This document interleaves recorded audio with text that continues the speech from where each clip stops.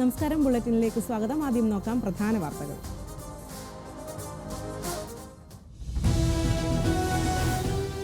രാഷ്ട്രപതിക്ക് രാജിക്കത്ത് കൈമാറി പ്രധാനമന്ത്രി നരേന്ദ്രമോദി. മന്ത്രിമാരുടെയും പ്രധാനമന്ത്രിയുടെയും രാജി സ്വീകരിച്ച് രാഷ്ട്രപതി. പുതിയ സർക്കാർ വരുന്നതുവരെ കാവൽ മന്ത്രിസഭ.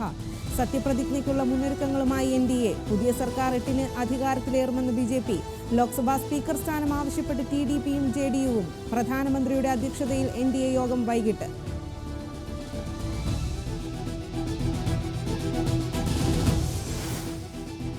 ഇന്ത്യ മുന്നണി സർക്കാർ ഉണ്ടാക്കുമെന്ന് RJD നേതാവ് തേജസ്വി യാദവ്. ക്ഷമയോടെ കാത്തിരുന്നു കാണൂ എന്നും തേജസ്വി.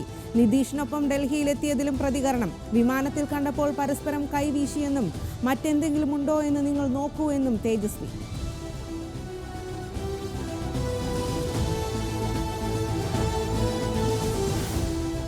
രാഹുലിന് പ്രിയങ്കയുടെ സ്നേഹ സന്ദേശം. ഇരുമണ്ഡലങ്ങളിലും ജയിച്ച രാഹുൽ ഗാന്ധിക്കായി പ്രിയങ്കയുടെ കുറിപ്പ്. സ്നേഹവും സത്യവും കരുണയും കൊണ്ടാണ് ജയിച്ചതെന്ന് പ്രിയങ്ക.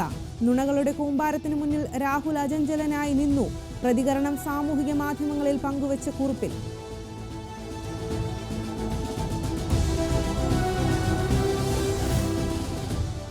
പ്രധാനമന്ത്രിയാകുമോ എന്ന ചോദ്യത്തിന് കരുണാനിധിയെ ഓർമ്മിപ്പിച്ച് MK സ്റ്റാലിൻ. സ്വന്തം ഉയരം നന്നായി അറിയാമെന്ന് തമിഴ്നാട് മുഖ്യമന്ത്രി. ഇതേ ചോദ്യം ഉയർന്നപ്പോൾ കരുണാനിധി 1996-ൽ നൽകിയതും ഇതേ ഉത്തരം. ലോക്സഭാ തെരഞ്ഞെടുപ്പിൽ തമിഴ്നാട്ടിൽ DMK സഖ്യം നേടിയത് മികച്ച വിജയം. BJPക്ക് തമിഴ്നാട്ടിൽ ഇത്തവണയും സീറ്റില്ല.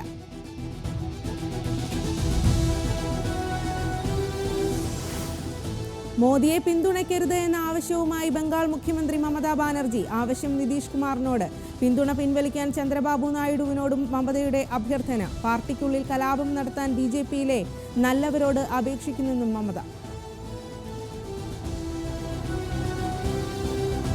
ഒഡീഷ മുഖ്യമന്ത്രി നവീൻ പട്നായിക് രാജിവെച്ചു. രാജി 24 വർഷവും 3 മാസവും പിന്നിട്ട ഭരണത്തിനു ശേഷം. രാജി ഒഡീഷയിൽ BJPക്ക് കേവല ഭൂരിപക്ഷം കിട്ടിയതോടെ.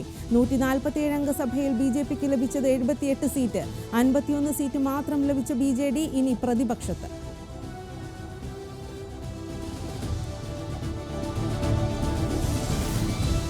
ജനവിധി അംഗീകരിക്കുന്നുവെന്ന് പിണറായി വിജയൻ. വിധി ആഴത്തിൽ പരിശോധിച്ചും ആവശ്യമായ തിരുത്തലുകൾ നടത്തിയും മുന്നോട്ടു പോകും. തൃശൂരിലെ BJP വിജയം ഗൗരവത്തോടെ കാണുന്നുവെന്നും പിണറായി വിജയൻ.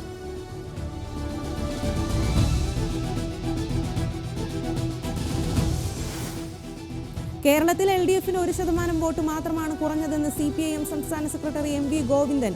UDFന് കേരളത്തിൽ 5% വോട്ട് കുറഞ്ഞു. മാധ്യമങ്ങൾ ഒറ്റക്കെട്ടായി ആക്രമിച്ചിട്ടും 1% വോട്ട് മാത്രമാണ് കുറഞ്ഞതെന്നും CPIM സംസ്ഥാന സെക്രട്ടറിയുടെ വിശദീകരണം.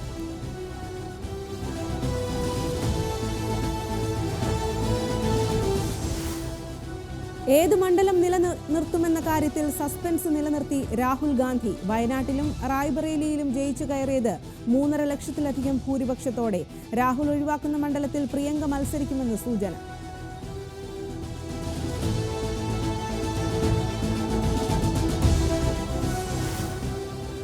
ഇന്ത്യ മുന്നണിയുടെ മുന്നേറ്റത്തിലും കോൺഗ്രസിന് ക്ഷീണമായി അധിർ രഞ്ജൻ ചൗധരിയുടെ തോൽവി. ബഹാറംപൂരിൽ അധിർ രഞ്ജനെ വീഴ്ത്തിയത് തൃണമൂൽ സ്ഥാനാർത്ഥി യൂസഫ് പഠാൻ. തോൽവി 85,000-ലേറെ വോട്ടുകൾക്ക്.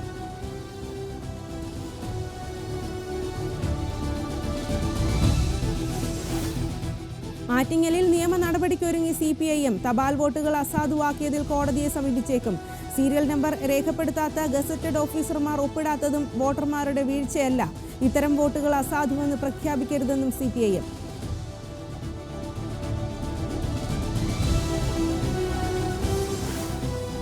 പ്രതീക്ഷിച്ച വിജയം തിരുവനന്തപുരത്തുണ്ടായില്ലെന്ന് LDF സ്ഥാനാർത്ഥി പന്ന്യൻ രവീന്ദ്രൻ. BJPയെ വിജയിപ്പിക്കാതിരിക്കാൻ ജനം കാണിച്ച ജാഗ്രത ആശ്വാസകരം. BJP കേന്ദ്രത്തിൽ വന്നാൽ ജനങ്ങളുടെ അവസ്ഥ ദുരിതത്തിലാകുമെന്നും ജനം മനസ്സിലാക്കി. BJPയും UDFും പണം കൊടുത്തു വോട്ട് വാങ്ങിയെന്നും പന്ന്യൻ രവീന്ദ്രൻ.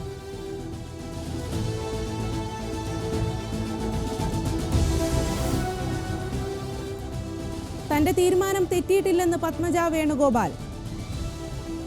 കോൺഗ്രസ് പ്രസ്ഥാനത്തിൽ ഈ പറയുന്ന നേതാക്കന്മാരുടെ പേര് പറയാൻ പോലും എനിക്കിഷ്ടമല്ല. പേര് പറയാൻ പോലും അത്രമാത്രം വേദനിപ്പിച്ച് കണ്ണീരോടുകൂടി തന്നെ ഈ പാർട്ടി നിറക്കി വിട്ടത് എല്ലാം കൂടി. സഹോദരന് മുൻപ് മുന്നറിയിപ്പ് നൽകിയിരുന്നു. കോൺഗ്രസ് ജാതി രാഷ്ട്രീയം കളിക്കുന്നു. കേരളത്തിൽ ഇനിയും താമരകൾ വിരിയുമെന്നും പത്മജ വേണുഗോപാൽ.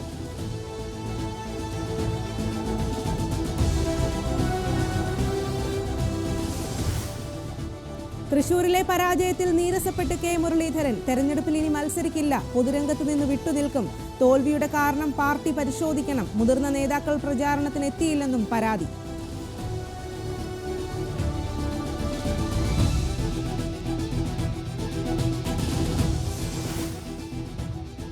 സുരേഷ് ഗോപി കേന്ദ്രമന്ത്രി പദത്തിലേക്കോ? പ്രധാനമന്ത്രി നരേന്ദ്രമോദിയെ നാളെ കാണുമെന്ന് സുരേഷ് ഗോപി.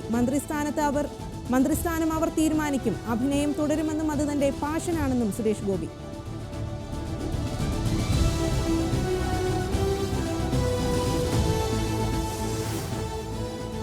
മോദിയുടെ ജയം പരാജയത്തിന് തുല്യമെന്ന് ശശി തരൂർ.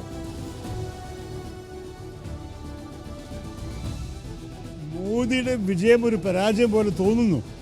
ഞങ്ങളുടെ പരാജയം ഒരു വിജയം പോലെ തോന്നുന്നു. ജനങ്ങൾക്ക് ഒരു നല്ലൊരു തിരിച്ചടി കൊടുക്കാൻ സാധിച്ചു BJP സർക്കാരിൻ്റെ അഹങ്കാരവും അവരുടെ പ്രവർത്തനത്തെക്കുറിച്ച്. കേരളത്തിലുള്ളത് ഭരണവിരുദ്ധ വികാരം. നിപ്പയും കോവിഡും പ്രളയവും കൊണ്ടാണ് LDFന് വോട്ട് കിട്ടിയത് എന്നും ശശി തരൂർ.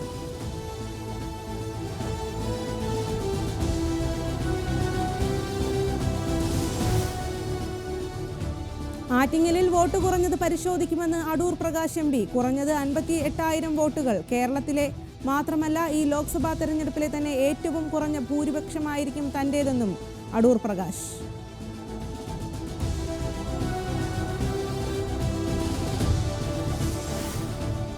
തിരിച്ചുവരവിന്റെ പാതയിൽ വിപണി. തെരഞ്ഞെടുപ്പ് ഫലത്തെ തുടർന്ന് ഇന്നലെ കൂപ്പുകുത്തിയ വിപണി ഇന്ന് ആദ്യ വ്യാപാരത്തിൽ തിരിച്ചു കയറി. സെൻസെക്സ് 948.83 പോയിന്റ് ഉയർന്ന് 73,027.88. നിഫ്റ്റി 247.1 പോയിന്റ് ഉയർന്ന് 22,131.60.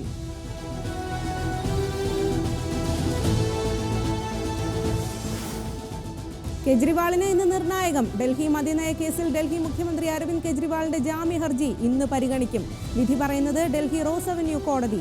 ജാമ്യം നൽകുന്നതിനെ എതിർത്ത് ED.